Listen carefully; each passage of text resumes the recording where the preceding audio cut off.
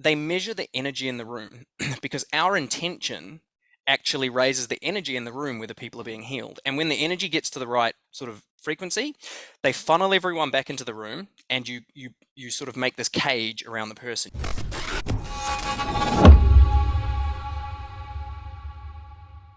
Hey everyone, welcome back to the Corey Boutwell podcast, and today we have on John Templeton on the show, and he is amazing. He talks about the 4 forces of power in this podcast that he's developed, and it's just so amazing. We talk about how to get out of your own way, stop burnout, and deal with traumas, and doing some deep healing and using these crazy examples, which are just absolutely mind-blowing. So if you get anything out of this podcast, please hit subscribe. Please give us a like and share. Obviously, we don't do any promoting for this podcast, so your sharing is extremely important.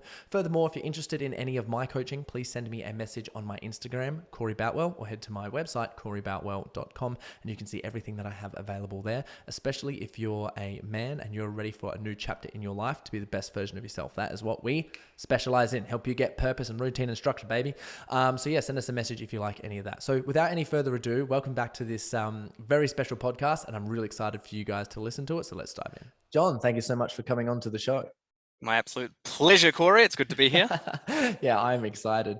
What are some things that you have been learning recently, or something that new that you have been learning, which has been, sort of impactful to you, or been a little bit, Yeah, the one of the biggest things I told you before the show, like I love going deep, and one thing I've really looked at recently is the rules we put on ourselves and the rules we put on others, and how the rules we've built for reality, whenever they're challenged, we're going to feel a negative emotion. And just going through my own rules that I've built, from childhood, and reconfiguring those rules. So instead of sometimes being disempowered, being empowered. And an example for that would be, let's say you have rules on your parents, how your parents should be. Like, this is how mum should be, this is how dad should be. And then they don't act that way, you're going to be pissed off with them, or you're going to be frustrated, when it's not reality that's the problem, it's your rules. And so I've been diving deep into the rules of my life, and whereabouts I'm disempowered and empowered, changing them to just up level, upskill. So that's been something I've been diving into probably for the last couple of months. Well, is there a particular moment in that where you've been learning these things, where you have just been like, holy? I'll give you a couple. So I think all entrepreneurs get this from time to time, but when technology doesn't work, you get frustrated, right? Oh yeah. So that was one of my big things, was a computer wouldn't work, or I'd buy some software, it wouldn't work, and I'd be frustrated. And I was like, well, what are my rules for technology? What are my beliefs around technology? It's like, well, I used to believe that technology is like, it's kind of black and white. It either does what it's meant to do, or it's broken. And so that was it. And well, that rule was causing me pain, because I kept expecting, I had these expectations for technology to function as it said it would, but it wouldn't. And so it was causing me like frustration. So I changed my rule to realize that technology is not perfect. Sometimes it works, sometimes it doesn't. And, that's okay. So that was one shift in my rules. Another one I realized was around my mom. And this goes pretty deep with my dad. I was like, my dad loved me. My mom, she didn't love me. But that was my filter of reality. And so I'd always had like a chip on my shoulder when it came to my mom. And yeah, again, through a deep exploration, I realized I had this rule of what love was. So my dad used to take me to football training, right? Not even football training, to my matches. This is in the UK. And rain, hail, or shine, he would stand on the sideline, cheer me on, after the game, help me get my boots off, fucking clean my boots for me. He'd pick me up from school. When I went home from school, there would be food ready. I knew what I was getting. There was like this routine and structure to my life. When I was with my mom, she'd drop me off at football, and then she'd disappear and go shopping. Or, I'd come home. I would have to walk home. She wouldn't even pick me up. When it came to my mum, I'd have to walk home. There was no food. If there was food, I had to like make my own shitty food out of like plastic cheese and fucking sausages with I don't even know what in them. And I had this comparison between my mum and my dad, and I was like, okay, what are the rules? What's the belief system I've built around that? And again, I had to change it to see that, my mum was living based on her values, my dad was living based on his values. But for me to build a set of rules around it, the only person that was it was really disempowering was myself. So that was a huge one, and actually brought me closer to my mum. So yeah, there's a couple of examples for you. Wow, that's amazing. And I'd love to talk about, because mentioned before the call, you're talking about behavior change. I'd love to talk about that, or perhaps any experiences where you've actually helped someone go through something deep in terms of behavior change. Now, you may not be able to mention people, but in terms of person Well, I mean, behavior. you had Jess. Did you have Jess on the podcast? Yeah. I mean, I don't know if she mentioned my name on the show, but I worked with her. Uh, is there a specific transformation you're looking for? Because there's been many. I've worked with Olympic athletes as well. In fact, Katrina Gorey. So she's a Matildas footballer, which is the Australian national football team, and she I so she's bisexual, right? And I had coached her partner through some emotional stuff, who's a CrossFit athlete, maybe 2 years prior, and had some just getting rid of. Some people are like got this dark energy and they're always comparing and they want to beat other people. So as a competitive CrossFit athlete, well, you're a competitor, right? You can. I'm an athlete. You can either do it because you fucking love it and you're gonna perform well, or you can kind of do it because you want to beat people, and that never kind of works. Yes, you want to beat people, but there's a different energy to it. So I worked with this chick Nanda, and we cleared up that energy of, because it's really driven from a not being good enough deep down feeling. So you strive, you strive, you strive. So we cleared that up. But then 2 years later, her partner Katrina, she had gone through a rough relationship 2 years prior, and for 2 years she felt empty. This girl had cheated on her, and she was just, she was not in a good way. And she came to me, and even just after the first session, just after one session, looking at her beliefs around her identity, who she thought she was based on being cheated on and things like that, caused this huge shift in energy and this release of the best way to explain it is like trapped energy, trapped emotion. If you've got a past event, which you'd call a memory, and that memory has a negative connotation to it, you've got trapped emotion. So it could be sadness. There was an event where she was cheated on, and then she's got this memory of like, I'm not good enough, and the feeling of sadness trapped in her consciousness, right? So by going back to that memory or that event and transforming the meaning that she gave it at the time to a more empowering meaning, right? You're going to release that trapped energy. And so instead of carrying dense energy, which is a low vibration, instead of carrying that dense energy, boom, that's gone. She's now back to her natural state, which is like your spiritual state, which is full of energy, full of love, full of abundance. So that was Katrina, and she said to me, I was like, what do you want? What are your desires? What are your goals? First, obviously, get out of pain, and then second, she wanted to qualify for the Olympics again. And she wanted to score a goal. That was her thing. I just want to score a goal in the Olympics. So we worked together for 6 months, but she lost her contract with the Matildas. After our first proper session, she was like a fucking superwoman. They track high speed meters, so they've got GPS units on their legs, all of the potential Matildas players. So they tracked high speed meters, and she got the out of all of the players that were tracked that weekend, she got the top high speed meters.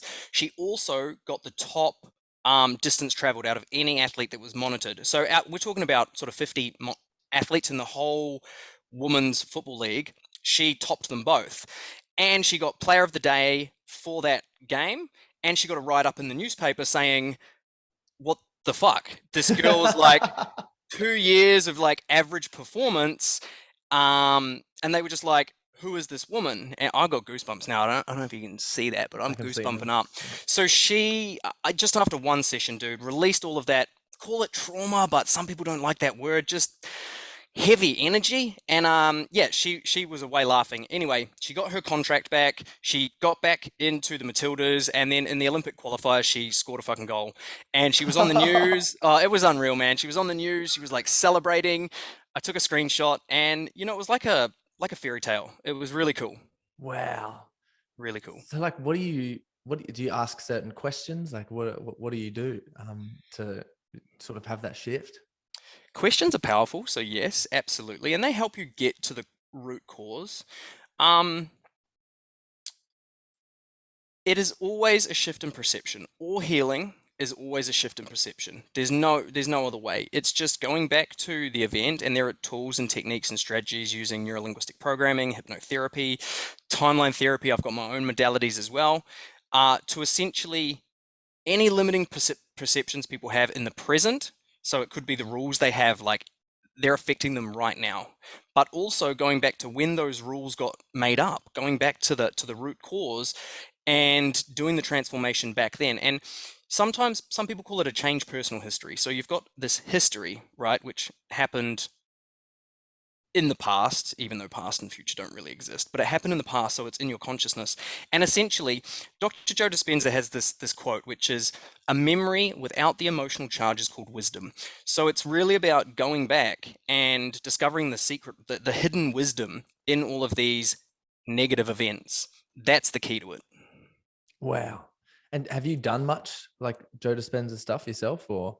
Yeah, I've been through all of his trainings and courses. Yeah, those I could tell you some crazy stories about that work as well. Really? Like for yourself personally, or? Look, my experience at like the most advanced training he did is the week-long advanced retreat. So that's for his advanced students. And it's pretty much 7 days of just meditation. And I was going there going, come on, teach me neuroscience, teach me quantum physics, teach me epigenetics, right? And he's like, sit down, close your eyes, meditate. And I'm like, what? So my ego was like battling the whole time, going, I didn't come for this, I came for other stuff. Anyway, on the last 2 days of the advanced retreat, you do healings. And there were 750 people at this retreat. It's a big fucking retreat. And let's say 100 of them apply for healings, or 75 of them apply for heaps of people apply for healings, but some people get granted the healing. So if you're getting granted a healing, you essentially lie down and you have 8 people around you. 3 on one side, 3 on the other, 1 at the head, 1 at the tail. And you get their energy collectively to heal you. But this is what happens. Everybody leaves the room and the people go in, they lie down, they've got their blindfolds on. Everybody goes outside and we walk sort of barefoot on this grass field doing a walking meditation, which is just getting us into a higher vibrational state. And then they measure the energy in the room because our intention actually raises the energy in the room where the people are being healed. And when the energy gets to the right sort of frequency, they funnel everyone back into the room, and you sort of make this cage around the person. You put their hands into the energy field, and then you do another meditation. And those for me were the most profound, because the people getting the healings are like, it's stuff out of The Exorcist. Like, it's crazy. People are like convulsing and screaming and doing weird shit, and you're not touching them. Your hands are just kind of like hovering around their electromagnetic field, right? And on the very last one, the very last day, I feel this fucking energy just hit the top of my head and come out through my hands, and I'm just, it's like electric, it's like electricity, right? And I just start crying my eyes out uncontrollably, bawling it, but it's like love. It's not anything else but just pure love. And fuck, I just had I've got them back. Goosebumps are back. It's like the spirit is just coming through me. And look, I don't know what your beliefs are or your listeners' beliefs are. I believe there's a greater force, right? And this greater force came through me. And so that was my first-hand experience. Now, there were people that would finish these healings and then they would have testimonials. There was a lady who was blind in one eye, a South African lady, and she got her vision back. I'm talking like miracles. Call them miracles, right? There was a guy with 50% cardiac output, maybe 25%. It was he could hardly stand up without like going crazy. He was fucking charging around the place. He's like, my heart's fixed, my heart's fixed. It was crazy. There was these 2 girls, 2 sisters, Indian. One was overweight. She had fibromyalgia, and all of her pain was gone. And she was just up on stage crying, going, my whole life I've had this pain. So it was crazy. And then I told a friend of mine she's on the Gold Coast here, and she had been quite sick. And I was like, you need to go and do this work. I actually flew to Dubai. And I said, hey, does anyone want to come to Dubai with me? And this random chick I'd met once is like, I'll come. So I'd only known her randomly. So we go to Dubai together, and I found out she had some sort of sicknesses. And so I said, get into Dr. Joe's work. Like, it's really incredible. It took her a year, but she finally like read his book, and then he was doing an advanced retreat while she was in the US, so she went to it. Dude, I interviewed her on my podcast because it's just crazy.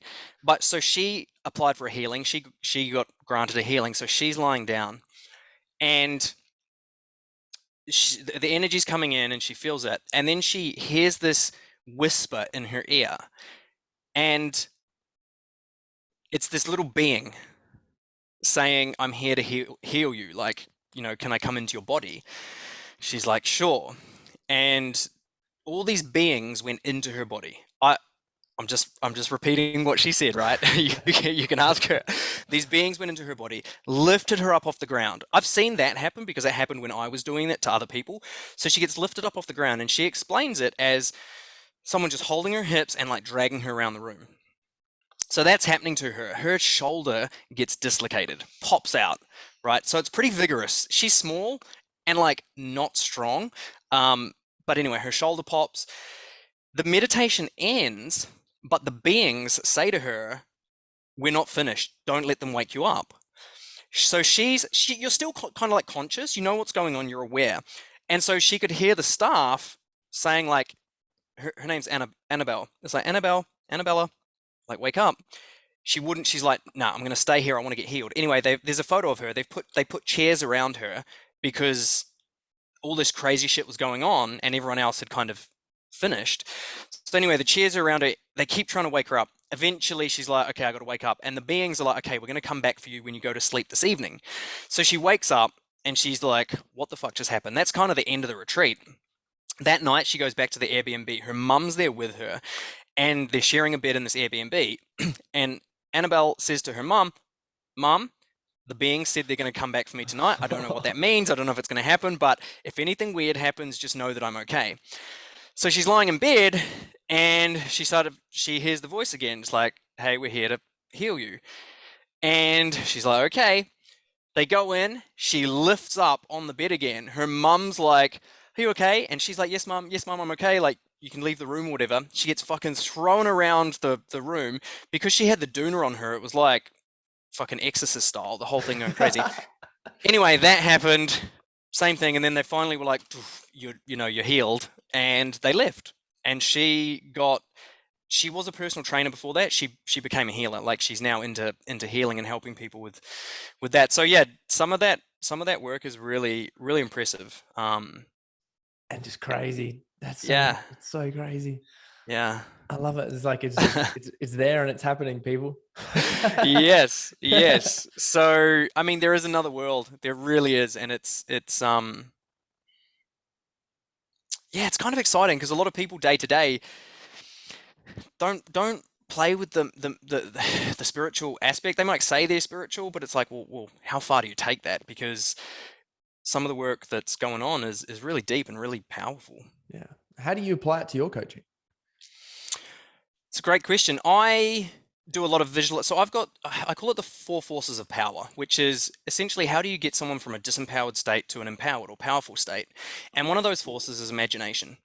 Um, and a lot of when I use the term imagination, it is going into that realm where you're not operating through your five senses. So maybe your auditory, so hearing you are whilst I'm guiding someone through it. Um, but essentially taking them into a place beyond the physical world. Once you get there, change becomes so much easier because it's actually our environment that reinforces who we are. When you wake up and you see the same people every day, you eat the same foods, you do the same things, it kind of reinforces. It's like, "Hey, I'm Corey and this is my life." Whereas if you can escape that, when someone goes on a holiday or you go to a retreat, you go into an unfamiliar environment and it feels incredible. And sometimes you come home, and if the environment's not ecological, so not in alignment with your transformation, you go back to zero. That's why I love imagination as one of the forces for power, is because you get to escape the common world and go into like this uncommon, or this world that you can create yourself. And so to that degree, I use it. And the other way I use it is I truly believe that health is a mindset. you people know what's healthy food wise, and everyone's a little bit different. Like, I still eat McDonald's. I have got no qualms with eating it. I truly believe that the power of the mind is really what makes someone healthy or not. So going through Dr. Joe's trainings, it really reinforced the power of the mind to heal. I'll tell you a personal story. I won't go into the details, but the hardest time of my life put me in hospital, and it was due to massive stress from a toxic relationship, and I lost a lot of money and all sorts of stuff. And it was so bad that I couldn't drink water. I would vomit water up. That's how much my body was just rejecting life, essentially. I lost all this weight. I went ghost white. I was pale. Was just shitting, 12, 20 times a day, blood test, stool samples, and I got warts growing on my body. My body was just shutting down. My immune system was gone. And I had this wart on my arm, which was kind of like, it wasn't like a round one, it was kind of like a string of them together, and it kind of made this line. It was really ugly. And I had two warts on the back of my hand. And I knew they were due to stress and trauma.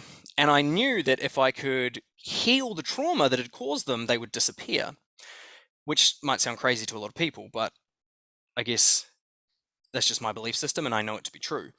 And so I made a deal with the universe, the quantum field, God, divine, whatever you want to call it. And I said, if I heal this thing that I think it is, will you will you get rid of this for me? And it's like I had this pact.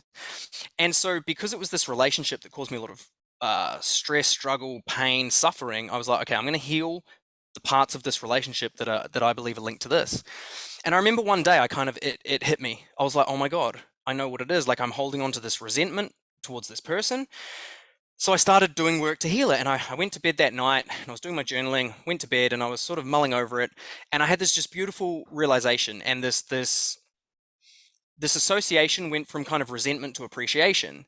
And I was like, fuck, like that's it. Anyway, that night I had some dreams that were uh, about like freedom, which is kind of uncommon for me. I don't normally dream about stuff where it's like, oh, you're free, you're free. Anyway, woke up the next day and I just fucking knew it. And these scars were completely gone. You couldn't, like, nothing, gone. I'm getting goosebumps again, right? Gone, gone. Like, not even a sign. And this was in a period of about 7 hours. My body, the cells disappeared. So, I mean, I incorporate into every area of my life. I wish more people came to my trainings, because like, I truly believe that once you master your mind and your perception of reality, who you are, your beliefs, you get dense energy and traumas out of you, man, your body becomes just such a fucking beautiful temple and a space to live, and life just takes on a whole new meaning. And I truly believe that you're going to live longer, happier, healthier. It all comes down to what's going on between your ears. Crazy. So what's life like been like for you since you've done all of that? It is still has its ups and downs, right? So I say that the all that changes is the quality of your problems. So you look at someone who's maybe in survival mode, they're stressed, they're struggling, they've got a lot of self-belief issues, maybe a bit of depression leading towards apathy. Their life involves, how can I fucking make it through a 24-hour period, right? How can I survive? How can I feel a little bit better? Usually that's things like maybe smoking, because smoking provides relief from the stress. It could be, you could be in a toxic relationship, but it provides some security, and like that security is saving you from stress. So someone who's in survival mode, their problems are low quality. You look at someone like Elon Musk, right? So far out of survival mode, but he still has problems. But the quality of his problems are greater. And there's this beautiful thing that happens. I call it a time horizon. When someone is stressed and dealing with low quality problems, their time horizon is short. It's like the next hour, the next day. Like, they're just literally about, how can I feel better sooner? Whereas someone who's overcome a lot of their traumas and the limiting beliefs, they're going to have a big time horizon, and they're not going to go for short-term gratification. They're not going to go for food, emotional eating, masturbation, alcohol. Like, they're not going to go for that, because they've got like a long-term vision and a purpose. And so the what was the original question? Is like, what was the original question? Now for you, like, what's it? Yeah, yeah, that's Yeah. right. How's life now? So it opens up energy for creation instead of energy for survival. And these are the two states. You can either be creating or surviving, which is what I call power or force. And that's where the four forces of power I talked about are. There are four ways you can shift yourself from that state into the state of power. When you're in power, things manifest easily. It's a lot of appreciation and gratitude. It's very beautiful, and you're not doing things to be someone. You love who you are unconditionally. So it's really beautiful, but that doesn't mean it doesn't come with its problems and its stresses. They're just bigger, and they're problems you want to be tackling as opposed to, how can I afford to eat this week? Yeah. Yeah, for sure. What are those, like, the four stages? I'd love to know. The four forces Yeah, the of four forces. Sorry. power. The Yeah. first one is essentially your physical body. If you do not have your health, you cannot be in a state of power. You're literally just going to be like, well, how can I get healthy? So your physical body and how you move your physical body. Right, exactly. And there's macro movements, which is kind of what you were doing just then, is like your posture, right? And even Dr. Joe Dispenza, right? He says your body is an instrument of consciousness.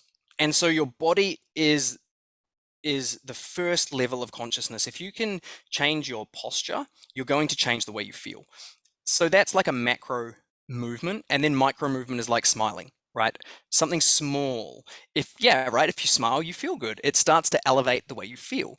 So I have some rules that I've built around, if the computer frustrates me like it used to, my process now is I believe, I'll just tell you the four forces, then we'll get into the details. The first force is like your physical body and essentially motion, the motion of your physical body. The second force, I said before, is your imagination. If you want to shift from a state of force into power, you can imagine things differently. You can close your eyes, you can imagine something you really love, and you're going to start to feel good. Your vibration is going to shift. So imagination. The next one is perception. How are you perceiving things in your reality? Are you labeling good, bad? If you label something bad, you're going to feel bad. If you label something good, you're going to feel good. How can you shift your perceptions? That also includes past experiences, because they're like your unconscious. That's where it really trips people up. And then the last one, and the most powerful one, is your direction in life, your vision, your purpose, your direction. So even if you've got a good way to reframe or look at things differently, change your perception. Cool. You can maybe use your imagination to dream, literally daydream, think about things and manifest and create them in your mind first. Cool. You can move your body as much as you want, but if you're not heading in the direction of what you want, you're going to eventually, your soul has a purpose. And if you're not living that, you'll your body will you'll just get feedback. You'll become depressed, you'll become sad, there was a year where I was so off purpose that I couldn't get a hard on for a year. I was like, I I was in complete force. All of my perception, everything was messed up. I was angry at people. People had taken money from me. I was just in this negative state, and I had no life force. I had no energy. I had no masculinity. Um, so that's how powerful your purpose is. I honestly believe people that don't have like a really beautiful vision for the future will fall into depression or an apathetic state when there's nothing to live for. So yeah, they're the four forces: direction, perception, imagination, and motion, which is body, mind, spirit. And they're the areas of like intervention. If you want to get someone pumping, look at those things and see where they're disempowering themselves with their body, or their the way they're moving their body, with their perceptions. And imagination is like a tool, or their purpose. Are they on track? Are they heading the way they want? The most powerful one is perceptions. That's where your judgments are, your comparisons, your expectations. I was talking about rules at the start of this. Your perceptions is, I run this 4-day event called Destiny One. That's where we go into your perceptions, and your direction. We look at that because your life experience is through your consciousness, and by changing your consciousness, your life experience changes. So that's why I really love that event. So yeah. Dude, So good. It's sort of like getting, people really committed to life. And that's obviously where that life force energies come from. 100%. Yeah, yeah. Passion is like the start of it. Passion is actually a forceful energy. It's not a powerful energy, but at least it provides energy for people to be excited about life, you know? Yeah, Yeah. dude. So, and you were talking before about how you were changing your mindset in terms of, looking at technology. And I'm assuming you're about to say something along the lines of every time technology crashes, I smile or something. Ah, yeah, it's exactly it. So so so right. So I look at I shifted my rules right around technology. I mentioned that to you. So that was a perception shift. I smile when technology doesn't work because that starts to change how you feel. So just those two little changes have completely transformed my life. Instead of getting stressed with a computer, trying, frustrated, then like if I have friends over, I'm pissed off and frustrated. It's a bad way of living.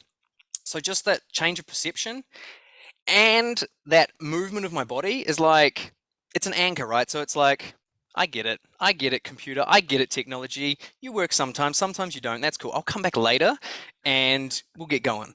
So yes, that is you read my mind. That's what I was Yeah. I, gonna say. I think a lot of men can definitely relate to a lot of that stuff. And I think as well, just personally, it's just not talked about as much as what it should be.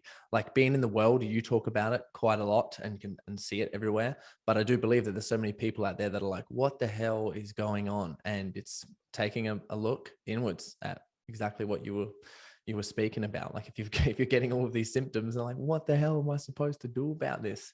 And Mhm. it's like, you got to start feeling, bro. Mhm. 100%. Yeah. So Yeah. if someone is sort of in that position in their life where they are just ready for a change, they're ready to invest in themselves. So what would you encourage them to do? I know like the logical answer is to head to your Destiny One event. Did I say it Mhm. correctly? Mhm. But including that and other things, what do you think is some of the best things to get like a foot moving forward? For someone to change, they need to either be in immense pain or perceive pleasure in making the change and doing something. Most people wait until they experience pain. Unfortunately, they just live. Comfort is the enemy of growth and development, right? As soon as someone's comfortable, they stop striving. They're just in this like bubble. So usually it takes pain. And I had a man, I'll never forget it. He joined my one of my mentorships. 57 years old. His wife had just ended it with him. They had two kids, and he he had like a shitty job, but he had dedicated his whole life to his family. He had lost his physical body, like he was fat, he was, he'd be balding, just not in good nick. And I remember him coming on the very first call, and I said, "Hey, like, introduce yourself to the group." And he broke. This 57-year-old man just broke, cried and cried and cried, and he was crying so hard he couldn't even breathe. You know how it gets like you're like, he was doing that, and he said his whole life he had shunned personal development. Like, oh, that's for losers, just had this really negative opinion of it, which I get it. Some of my friends have that opinion too. And I said to him, I was like, if I could take all of this pain away from you, if I could, if you were the best role model for your kids, if you had a physique that you loved, if you knew relationship dynamics better, and maybe you weren't now getting divorced, or you're just in a loving relationship, I was like, how much would that be worth to you? And he goes, it's priceless. And I said, no, put a dollar amount on it. I was like, I know it's priceless, but put a dollar amount on it. And he's like, I can't. I was like, put a fucking dollar on it. He goes, 100,000 US dollars. And I go, right. I was like, I want you to commit spending 100,000 US dollars over the next few years to personal development because that would have stopped all of this pain. And I've had a good friend of mine, I used to live with him, went through a divorce. Not even a divorce. She, she literally had a book on the bedside table called How to Hit Him Where It Hurts, right? He had to go to his own house, kick her out, change the locks, crazy. Um, and I was like, personal development could have stopped all of this. And so I say to people is one, you need to be in enough pain first off. I hopefully don't let it get to the pain, but start small because it can be weird and intimidating. If you go to an event and men are crying or, even dancing, people find that weird these days, which is strange. So I would say start small, maybe read a book, Go to a free event or a free challenge and just start small.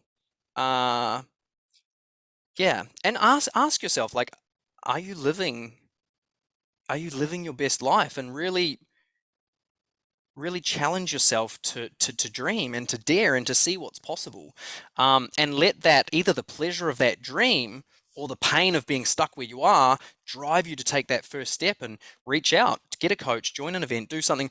But yeah, unless you're like me or probably yourself, you're going to go all in with something. It's like, oh, I'm just going in the deep end, right? Some people don't like that. So start small, get around people that are doing it, and you'll love it. It's so enjoyable. Yeah, yeah, I couldn't agree anymore. So for everyone who's listening, John, where can they find you? John Templeton Official. That you could, a website, Instagram, Facebook. If you just type in John Templeton Official, that will bring you closer to me, and just send me a message, reach out, connect. Yeah. Yeah, so good. I'll link everything below for everyone who's listening as well. And what I like to do is to get the speakers to challenge the listeners to do one thing, because we can learn all of this stuff, Mm-hmm. which is fantastic. And some people are like, oh, like I'm learning this would be great. Then they won't take action on anything. So I'd like Mm-hmm. you to challenge everyone who is listening to do something either today, the week, whatever, that they've listened to this episode, for Mm-hmm. them to actually do that you think would be really good. Mm-hmm. Okay. So a good exercise is a little journaling exercise I like to do for getting in touch with your emotions more, and even releasing some emotions. So there's three questions, which is, first question is, what am I feeling? Now, another way you can frame that is like, what did I feel today that was disempowering? Like, what was that feeling? So someone might say anger, and essentially a disempowering feeling is a feeling that that is hindering you from experiencing your best self. So could be anger, could be sadness, frustration, jealousy, envy, uh, guilt, shame, regret, any of those. Okay. So what is a feeling, a disempowering feeling I felt today or I'm feeling now? And then the next question is, what is the thought that accompanies that feeling, or that enables or triggers that feeling? And so if you're feeling guilty, for example, or you felt guilt today, it's like the thought might be, oh, I shouldn't have said that to that person. Or if you're feeling shame, it might be, I'm such an idiot, right? You're going to have a thought that is triggering you to experience that feeling or that emotion. And then the last question is, what can what can I do about this? What can I do about this? And now this is where it gets into a bit of transformational work, because sometimes it's going to be something strategic, like do something strategically different. Sometimes it's going to be shifting a perception. So I want people to shift their perception, not so there's two ways to fix anything, right? You either change reality, or you change the way you look at reality. So I want you to change the way you look at reality. So find a new meaning and apply a new meaning to that same scenario, and notice that the emotion will shift or the feeling will shift. That is my challenge for you. Wow, I'm going to do it too. Dude, I love that so much. It's fantastic. Awesome. Well, bro, thank you so much for coming onto the show. And everyone, please check out John. That was, dude, that was insane. Amazing. Thank you so much for having me, Corey.